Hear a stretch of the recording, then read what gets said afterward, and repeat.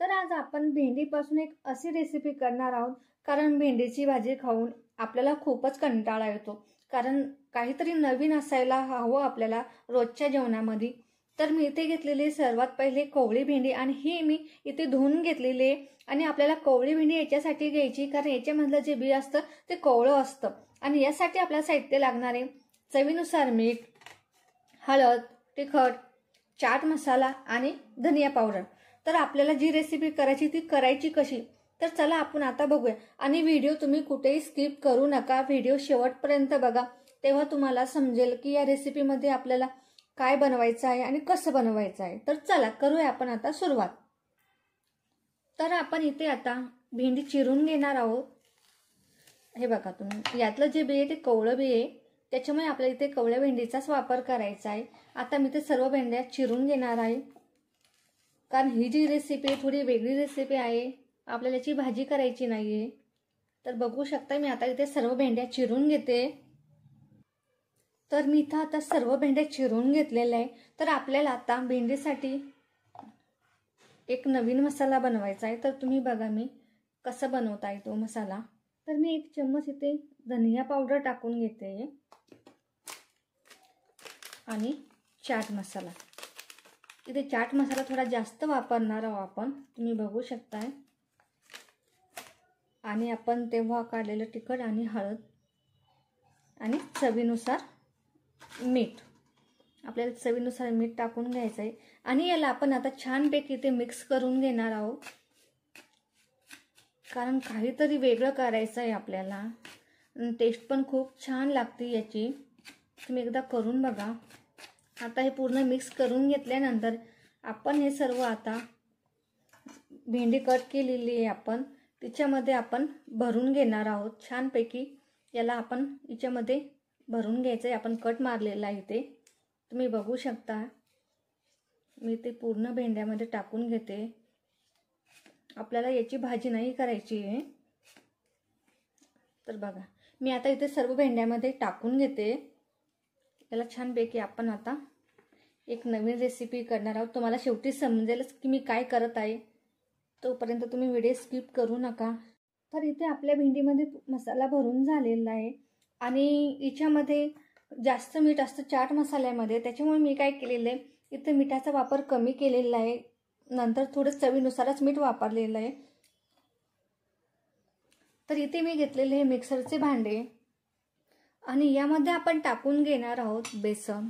कारण तुम्ही मिक्सरच्या भांड्यालाच हे करायचं आहे, कारण याने छानपैकी पेस्ट तयार होते. तर यामध्ये आपण टाकून घेणार आहोत हळद, लाल मिरच्याची चटणी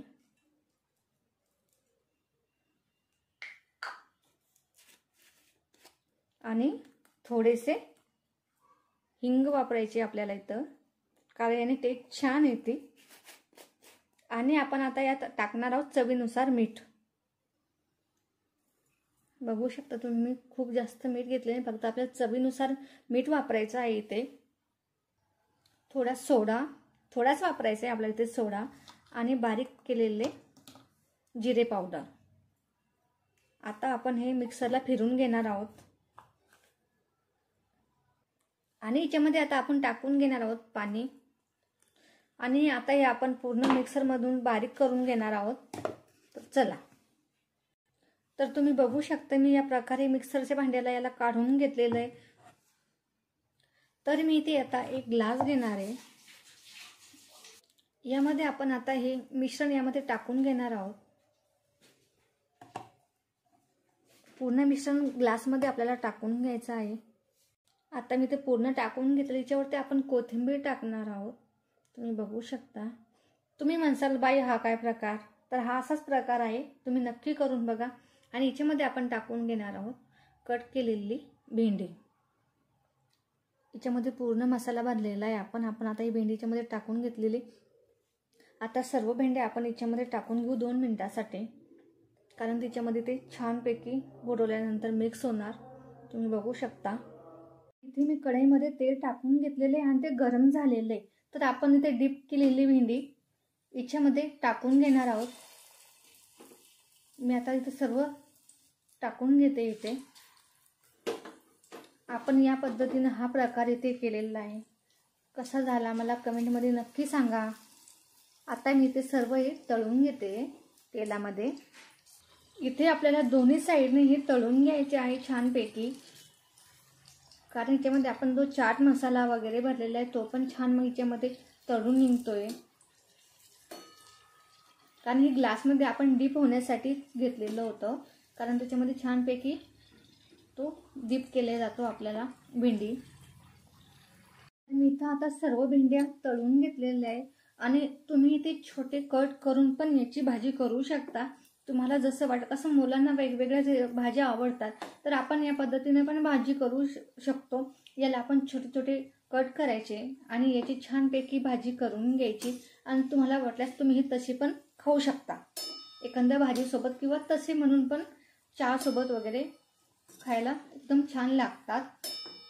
इथं आता मी सर्व तळून घेतलेले आहे. तर इथे आपण सर्व भेंड्या तळून घेतलेल्या आहे. तुम्ही बघू शकताय किती छान दिसतंय आणि स्मेल पण खूप छान येतोय आणि घरामध्ये दरवळत पण आहे आणि याची टेस्ट खूप छान लागते. तुम्ही नक्की ट्राय करा आणि माझा व्हिडिओ आवडला असेल लाईक, शेअर आणि कमेंट करायला विसरू नका. तुम्हाला ही रेसिपी कशी वाटली कमेंटमध्ये मला नक्की सांगा, कारण मला नवीन नवीन रेसिपी करायला खूप आवडते. जर तुम्ही मला कमेंटमध्ये सांगितले तर मी अजून नवीन नवीन रेसिपी ट्राय करील आणि तुमच्यापर्यंत ती पोहोचण्याचा प्रयत्न करत राहील. कारण नवीन नवीन रेसिपीमुळे तुम्हाला पण नवीन काही पाहायला भेटेल आणि मला पण करायला भेटेल. आणि कसं आहे, मुलांना डब्यासाठी नवीन नवीन रेसिपी करण्यासाठी बऱ्याच जणांना प्रॉब्लेम जातो. जर अशा नवीन नवीन रेसिपी केल्या तर आपल्याला पण खूप छान सोपी भाजी तयार होते. आणि अशा वेगवेगळ्या भाज्या पाहण्यासाठी माझ्या चॅनलला लाईक, शेअर आणि सबस्क्रायबर आणि कमेंट करायला विसरू नका. आणि हा जितका होईल तितका तुम्ही शेअर करा. धन्यवाद माझा व्हिडिओ पाहिल्याबद्दल. आणि थोडं